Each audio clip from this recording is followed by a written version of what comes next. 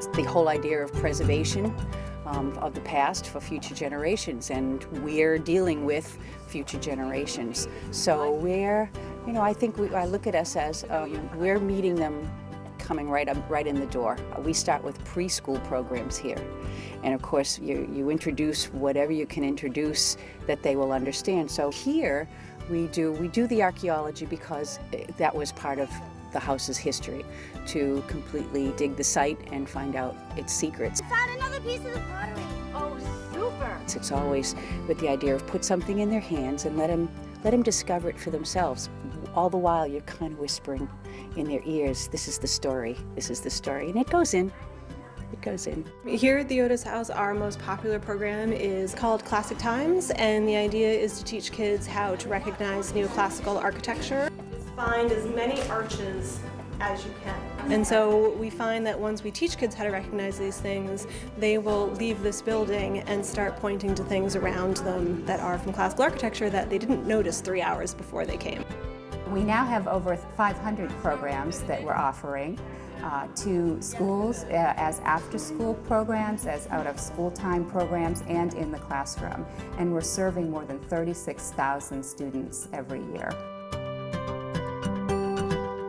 Today is the 27th annual Roseland Cottage Fine Arts and Crafts Festival. The Roseland Cottage Festival is a leading festival throughout New England, and the reason it is so successful, in my opinion, is the community support that it receives. Well, Henry Bowen was one of our neighbors a long time ago, and he built this beautiful house, and people come down the road and they go, gee, that's a funny color for a New England house, you know?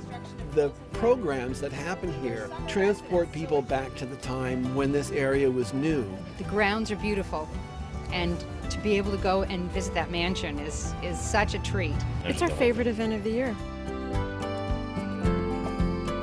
Well, we just walked in, and it's just magnificent. The setting is great, and I'm sure once I get inside I'll be oohing and ahhing and be very happy that the Historic New England has this wonderful, wonderful piece of architecture. And that really is the basis for all that we do, is to be able to share the documents that we have, whether it's a document of a house, a document of a landscape, or a true document on paper, but to be able to share those resources in a way that people can use history as a part of their education. As we've grown as an organization, we realize that sharing those things with the public is very, very important as well.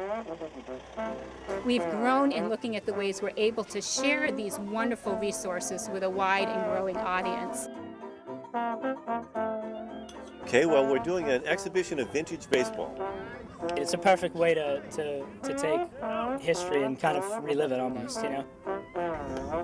And that's what Historic New England's doing with the houses today, is looking at each one individually and saying, what's the best use for this house that will add value in the communities that we serve? The properties that are preserved through Historic New England provide a great opportunity for people to access the history of New England and understand why these buildings and properties are so significant to the culture, to the community of New England. It's really important to preserve oases like this of what life was like back in the 1800s.